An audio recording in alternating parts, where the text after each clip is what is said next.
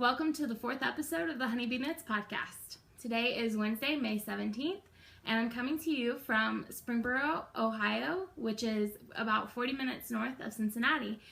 Today is a beautiful day outside. The first thing I did when I woke up this morning was take my dogs on a walk before it got too hot outside. The weather has been amazing. It's been a little warm, but I'm not going to complain. You can find me on Ravelry as Melissa1308 and on Instagram as honey_bee_knits. And you can also find me in my Ravelry podcast group, Honeybee Knits Podcast. So if you want to hop on over to that podcast group, we've got a lot of stuff going on. There's a lot of chatter, and we even have a knit-along going on, which I'll talk about in a little bit.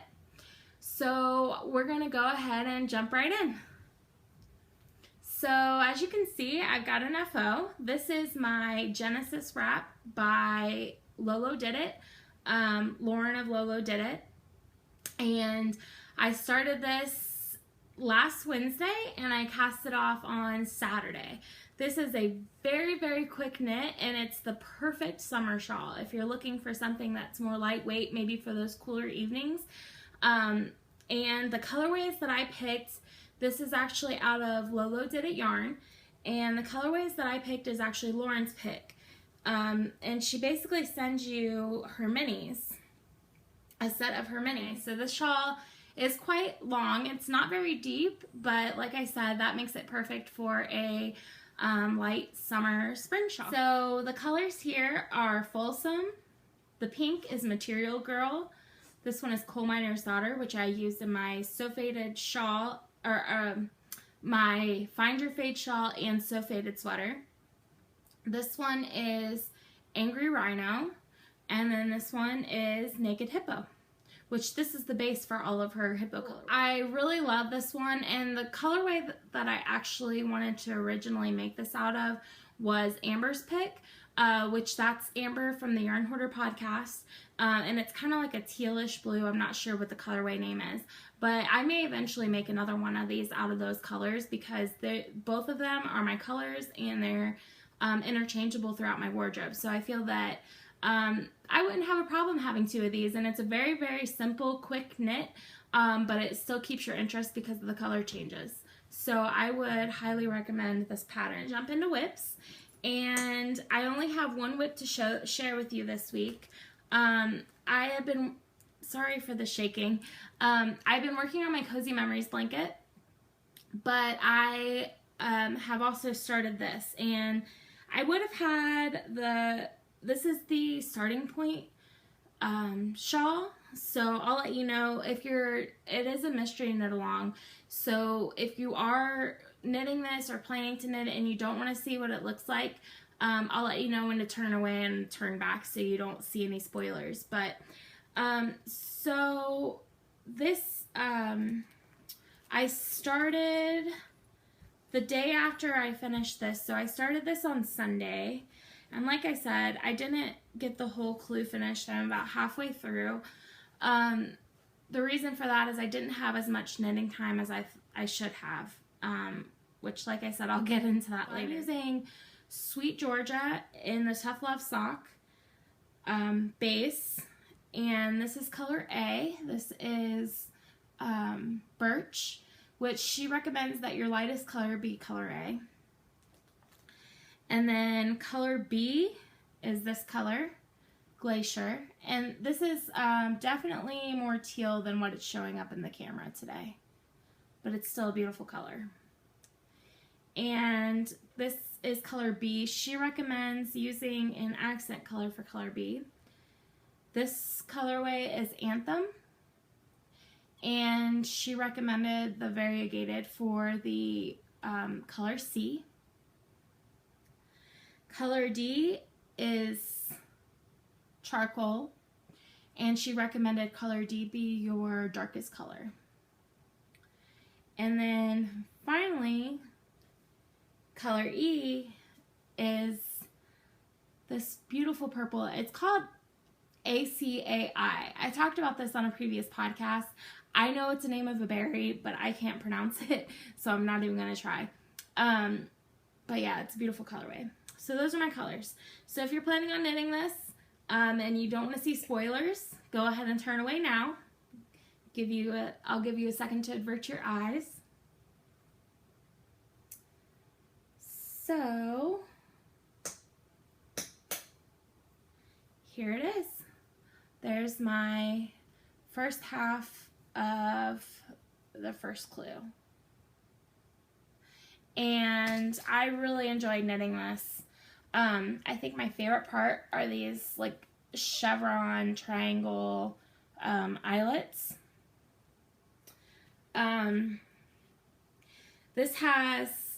I loved the fact that I was able to use all of the colors right away and see how they were gonna mix together, and I think this was a kit, so I didn't have any doubt in my mind that it wouldn't match, but this turned out even prettier than I thought it would in my head when I saw these colors together. I was a little uncertain about the glacier.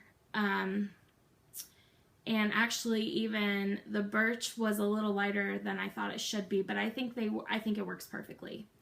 So the way it looks, and I'm not 100% positive, and I'm sorry if you're doing this as a mystery along, but you'll find out soon enough that you're knitting these triangles, and what I think we're going to do is seam the triangles together to form squares. That may not be the case, but it's what it looks, that's what it seems like will happen at this point. So yeah, so that's my only whip. That's the only thing besides my Cozy Memories blanket that I've been working on. I don't have any spinning it this week. Again, it's just, it was a busy weekend and I didn't get done what I wanted to get done. But at least I have an FO and I had a whip to show, so I'm happy about that. Hopefully next week I will have Clue 1 and most, if not all, of Clue 2 done, and some sock progress. Before I get into acquisitions, I did want to mention that I am carpooling down to Louisville, Kentucky this weekend for the Kentucky Sheep and Fiber Festival. So if you're going to be there and you happen to see me, stop me and say hi. I'm hoping to wear my Genesis shawl, so you'll be able to recognize me, but I may not, depending on the weather. It might be too warm. But if you do happen to see me there, make sure you flag me down. I'd love to chat with you and meet you in person. I know there's a few vendors that I'm really excited about being there. Dyed in the Wool Company. I've purchased yarn from her. I made my building blocks knit along from Stephen West out of her yarn. So I'm really excited to see her vend there and see what items she has. And there's a couple more shops that I visited on my yarn crawl last August that I would love to take a look and see what new things they have. So I will be looking at that. So if I will be there on, I don't know if I mentioned, I'll be there on Saturday. I think they're picking me up because I live the furthest south. So they're planning on picking me up around 8:30 or 9 o'clock in the morning, and it's a 2-hour drive. So we'll probably be there around 10 or 11, probably 10:30, 11 o'clock after we get breakfast and fuel up. So, and we plan on being there all day until it closes or until we're done shopping. And then we're going to grab some dinner afterwards and head back home. So I'm really excited about that. After the news that I got this week, it's definitely something I need to do. I thought about canceling, but I was really looking forward to it, and I think it'll be good to get out of the house and get my mind off things for a while. So yeah. And also I wanted to mention that it's not official, but my knitting guild that I'm a part of, the Miami Valley Knitting Guild, is planning a trip to Simply Stock Yarn Company in Fort Wayne, Indiana on June, I believe it's June 10th or 11th. It's that Saturday. It's supposed to be the anniversary sale. She has an anniversary sale every year. And I've purchased a lot of items off of her website, and I've always wanted to go. I've heard it's a fantastic store. So I think that we're going to carpool over there too in June. So if that's something, if you live close by, and we're not planning like a dinner or a lunch with the guild. We're going to kind of go off and do our own thing. So if you wanted to meet up for lunch or something, let me know and I can try to plan that ahead. So that would be exciting to get to meet you face to face.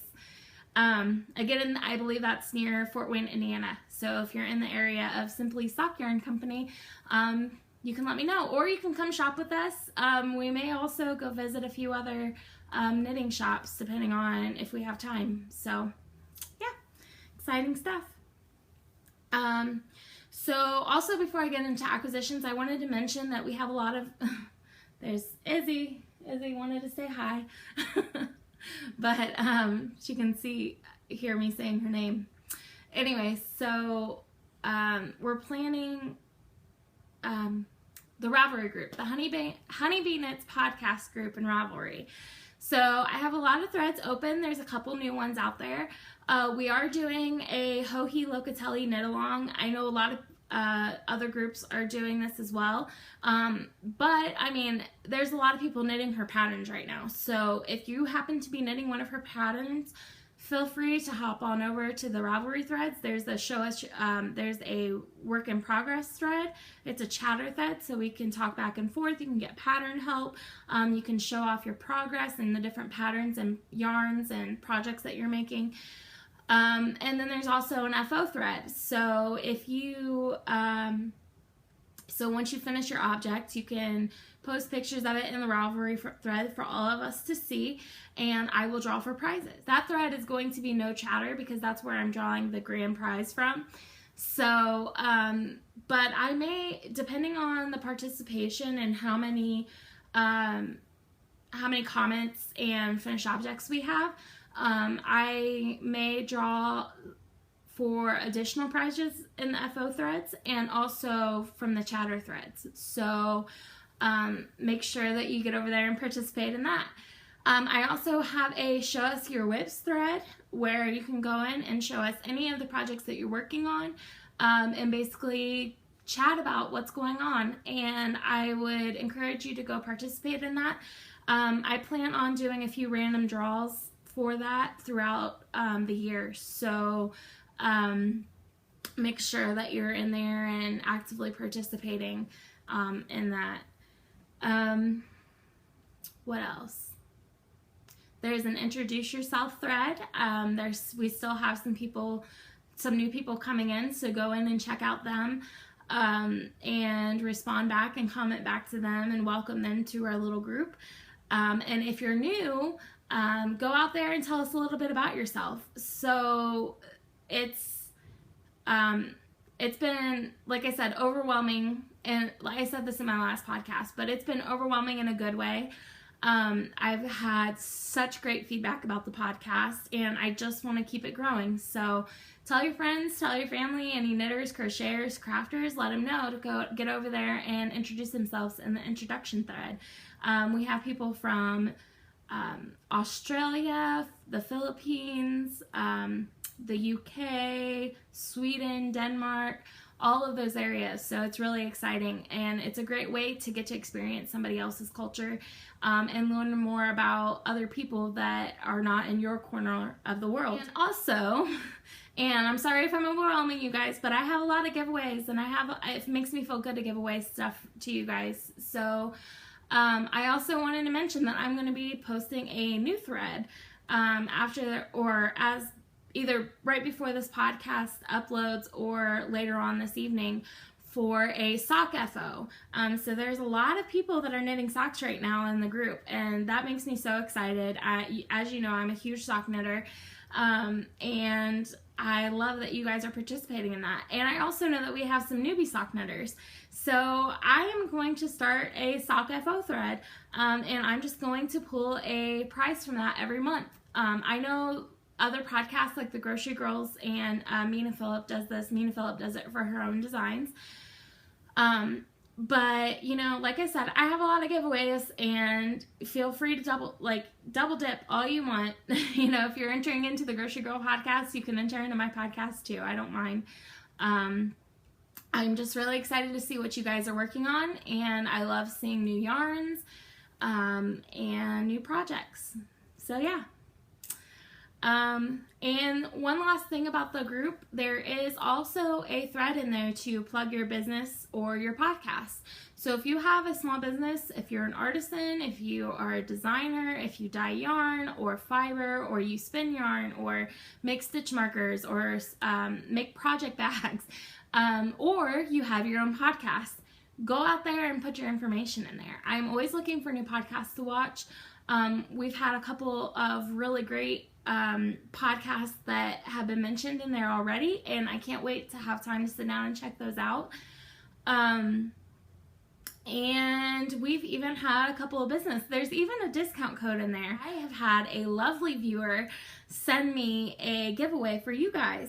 So I am really excited to share that with you. She also put a coupon code in the Ravelry thread. So go out there and check it out. And yeah, so that will actually lead us into our acquisition. I got a lovely package, and I believe her name is Shania. If I'm mispronouncing that, please let me know. But she is the owner and producer of Fate's Thread on Etsy. And she sent me a project bag and a beautiful little fairy stitch marker progress keeper. This project bag is the perfect size for a pair of socks.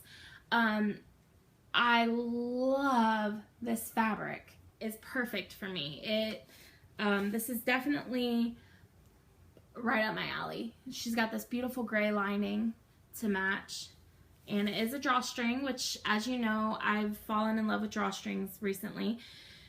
But you guys should go out and check out her shop. She's got a lot of project bags and stitch markers out there.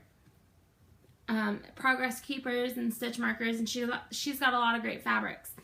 I do want to say that I'm probably not going to be purchasing a lot this week and next week, just because I am going to the Kentucky Sheep and Wool Festival. But as soon as I have my yarn budget back, Fate's Thread is going to be one of the first shops I visit, because I have my eye on a few of her bags in the shop. And she also sent this beautiful package for you guys. So this is a beautiful springtime fabric, and it has this little progress keeper that says grow on it. It's like mine. It's a standard sock size drawstring bag. On this drawstring, though, it actually has our shop name. It says Fate's Thread, which I thought was really cool. And I had a hard time. She sent one for me, and she sent one for you guys, and I had a hard time picking one. And I really love this one, but since it's spring, and I just thought that with all the colors, I thought one of you would really love to have this, because it was so colorful. Plus, this is pink, and I can't pass up anything pink or purple, as you guys know. So this prize is going to be given away in our sock thread next month. So this will probably be drawn... Depending on how many entries there are, I'll either do a draw at the end of May or the middle of June. So I want to give you guys time, if you're not currently working on socks and you want to participate, to go ahead and cast those on and work on them. So most likely I'll be drawing this on the 15th of June. So yeah, get over there and participate. I don't have any requirements on socks. They can be shorty socks. I do request that they be adult socks. If you are knitting child socks, I would say knit 2 or 3 pairs. 3 pairs baby socks, 2 pairs child socks, just to make up for the size difference and to make it fair. So before we get into the Lily acquisitions, I did want to share a new stitch marker company that I saw on Instagram this week that I have fallen in love with. And that is Tudor, LLC. And her website information is right there on the tag. And I found these, which are perfect for me. They're honeybees and the little honeycomb. but they are glass, and they are just so darn cute. When I saw these, I knew I had to have them. And I will be switching out the stitch markers on my Mystery Knit Along by Joji Locatelli for these. And then I also, you know, because I do this, I buy in twos, one for me, one for you guys. So I couldn't pass up the hippos. And I love this. Look at his little butt. So again, these will be a part of a future giveaway, so keep your eye out for that. Move on to the fiber acquisitions. So I found a new indie dyer, and I think she just opened her shop a few weeks ago. She had a lot of beautiful colorways in there, and I had a hard time deciding on one. But like I said, I'm going to the Wool Festival this weekend, so I'm trying to be good with my online purchases. But this is something I saw on Instagram, and it's from Bev's Whole 9 Yards, and it's hand-dyed yarns by Bev May, and she's on Etsy. And I ordered this beautiful sock blank, and I believe she has a picture of how this knits up on her Instagram page if you follow her. This is actually a double knit sock blank, and I've never purchased a double knit sock blank before, so I'm really interested to get into this and see how it turns out. But I just love these colors with the pinks and the purples and the blues. So I had to have that one. And then I ordered this quite a while ago from Desert Vista Dyeworks. I had this colorway and a swap, and I knit it into my sock blanket, and I had to know what it was, and so I messaged Susan, and I was like, sent her a picture, and I said, do you know what this colorway is? And she said it's the Color Accents Cherry colorway. And it is self-striping, so it's black, gray, and pink, and it's in her Zen base, which is her sparkle base.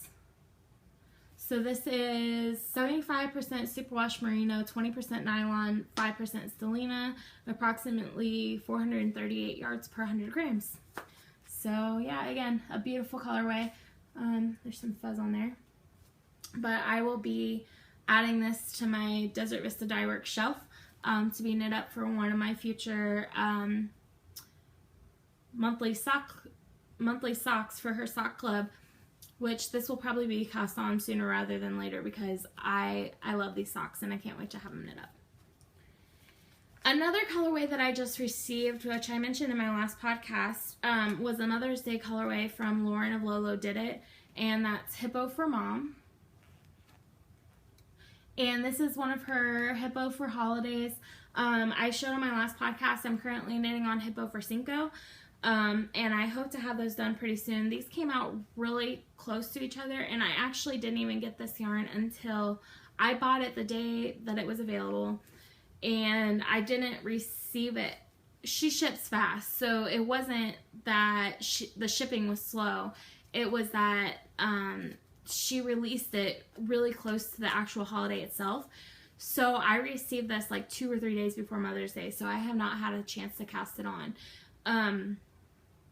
But it's got these lightly speckled, all of her hippo colorways are pretty lightly speckled. This one I would say has less color than the other ones.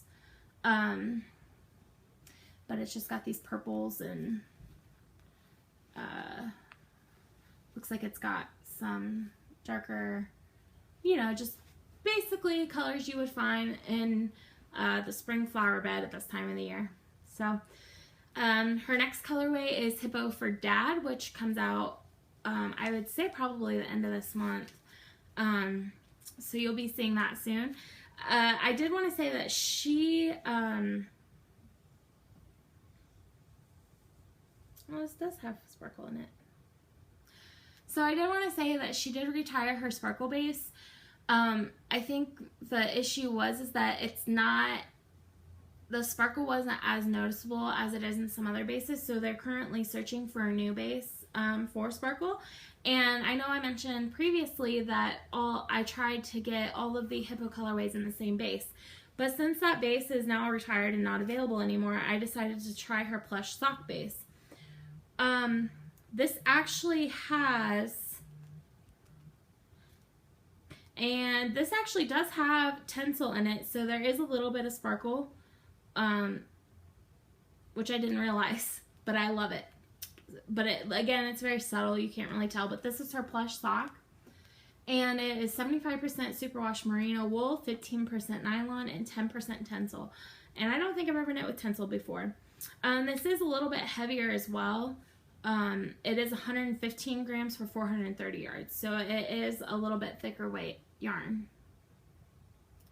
So yeah, I'm excited to get those cast on. So that's all I have for acquisitions. I'm going to take a break now, and I'll be back to give you kind of a weekend review. Hi, I'm back. Okay, so that's all I have for the knitting content. If you're interested in hearing a little bit more about just an update on what's been going on with me this week, stay tuned. And if not, thank you very much for joining me, and I will see you next week. So for those of you that want to know what's been going on, if you follow me on Instagram, you may have seen that we took my dog to the vet yesterday. So she has been having problems urinating. She's been squatting a lot more, and this has been happening for about 6 months now. We had some new neighbors move in next door, and they had male dogs, and we thought that because of the male dogs, she was squatting more often. When she went outside, she wasn't having any accidents in the house, and she didn't seem to be struggling. She was just squatting more. Like when we go on our walks, it's kind of like marking her territory a little bit. She was doing that every time she went out to go to the bathroom. Then about 2 months ago, she started having accidents in the house. And so she had one accident when we were playing, and so we said, well, maybe she has a UTI because that isn't normal, so we're going to take her. And she seemed her demeanor seemed very depressed. She wouldn't play. She would barely eat. She wasn't feeling well at all. So we took her to the vet about 2 months ago, and we asked them to do blood work to check her kidney function. We had a dog previously that passed away from kidney failure, so we wanted to make sure that her kidney function was okay.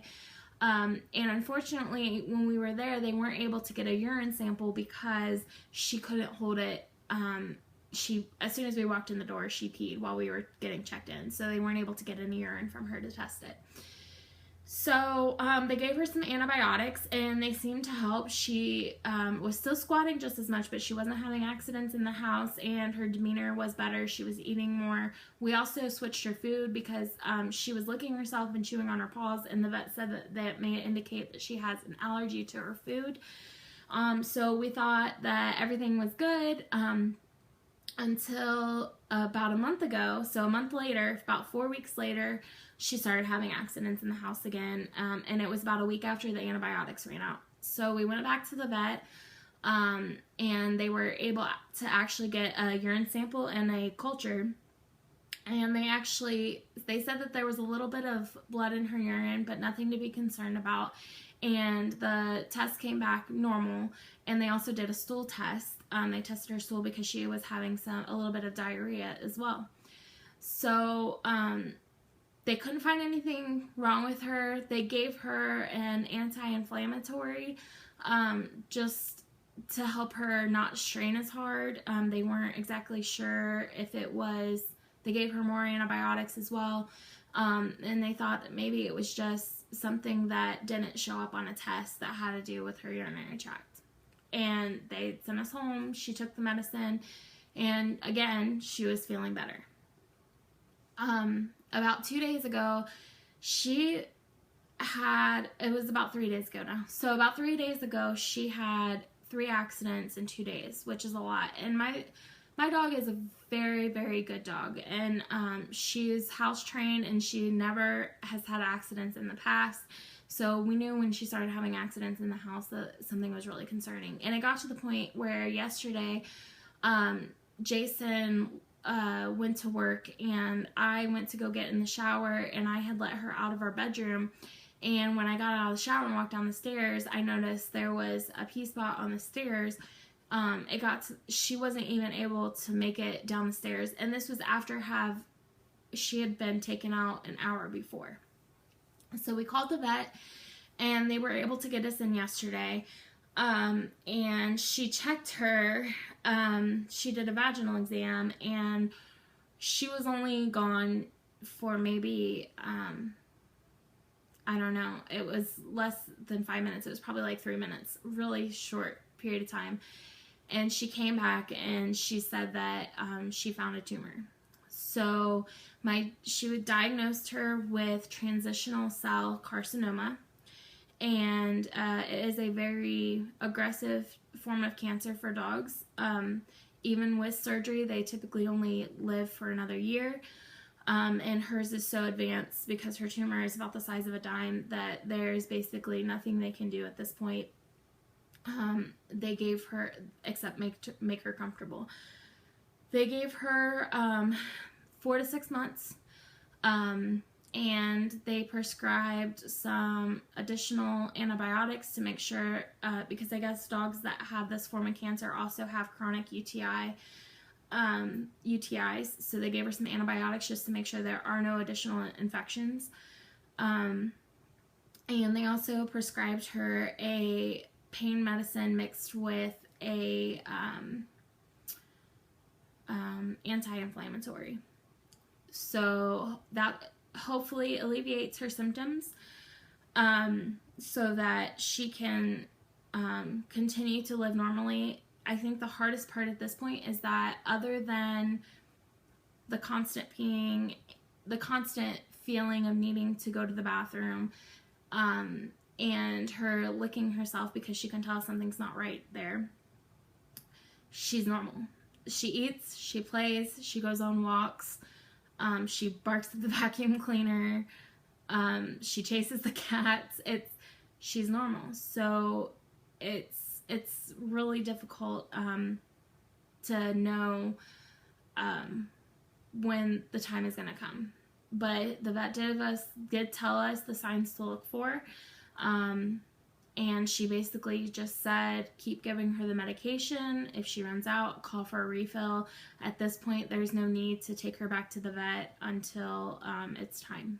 So she did say to bring her home and keep her comfortable instead of doing anything right away, because we have another dog who's very dependent on root beer. Root beer basically raised Izzy from a pup, so root beer's like her mom. And the vet said it needs to be a slow transition so that Izzy can tell that she's sick and knows that we're not just taking her back to the pound or something where we got her from. So I have been a mess last night. I have been a mess this morning. But that being said, I am trying to be as happy and positive as possible for her. She doesn't understand what's going on, and I know that dogs can sense human emotions they sense it very well, and I don't want her to pick up on my anxiety and sadness, and I want her to have a happy final few months, however long she'll be here. I've ordered her favorite bones. I've ordered her a few toys. Those will be here from Amazon tomorrow. We went to the grocery store and got a tub of peanut butter just for her and Izzy, hot dogs, all that good stuff. So the vet said she expects next time she sees her to be fattened up, because she has been losing a lot of weight. She's lost about 4 pounds since the first time that we took her to the vet 2 months ago. So our plan now is to just fatten her up, take her on at least one, if not 2 walks a day, which we've already had 1 walk this morning, and just love her and have great memories with her. And when the time comes, just try to prepare ourselves for that. So again, I'm sorry if you're not an animal person, and I'm not trying to bring you down. I know that the end of my last podcast was a little bit of a downer as well. It's just something that we're going through right now, and I just felt the need to share it. It makes me feel better to talk about it. If I'm not focusing on, if I'm putting it out into words, I'm not keeping it inside and focusing on the emotions that surround it. I do have some really fun things planned for her. She's gonna have a good summer. Basically, she's gonna have a really good summer. On another note, I know I mentioned I have a few health things going on. I did get a call from my doctor with some test results, and they basically need to do more testing before they determine the cause of all my symptoms. But I will say I have felt fine since that weekend that I got sick, which was about a week and a half ago. So there definitely is something going on from the blood work results that they got back. They're not exactly sure what it is yet. I have to get a few more scans and stuff before I know. But like I said, I feel fine, so I'm thankful for that. I've just been trying to eat better, and we've been walking every single day, and trying to calm down and relax with my anxiety. I've been taking all my medication, and so yeah, I've been doing good with that. So I am hopeful that this coming week is a good week, because I really could use a positive week. I think kicking it off on Saturday at the Kentucky Sheep and Fiber Festival is a great way to kind of get myself out of the house, get myself out of my head, and focus on something that I love to do. I'm hoping to do some spinning this week. I have a lot of knitting planned. No new cast-ons, hopefully. I say that, but I know my So Faded sweater from Loco is coming soon, so there may be another sweater on my needles. But other than that, I'm just focusing on the stuff I have cast on. I have 4 pairs of socks on the needles I need to get done. I plan on taking 2 pairs with me to the Wool Festival to knit in the car and knit as I walk, because I'm able to do that. And so I'm going to, because we're going to be at a fiber festival, and I won't be shamed by my husband for knitting in public. Who is he? Anyway. Alright guys, I took the day off work today to kind of recoup from the news, so I should have this podcast uploaded this afternoon, and I hope you guys get over to the Ravelry thread and chat with me. So in case you missed it in the beginning, you can find me on Ravelry as Melissa1308, in the Ravelry group, Honeybee Knits Podcast group, and also on Instagram as honey_bee_knits. So happy knitting, share those projects, and as always, if you want to tag any of your projects for the knit along, just use the Honeybee Knits Podcast group tag on Instagram. So happy knitting, and I'll see you guys next week. Bye.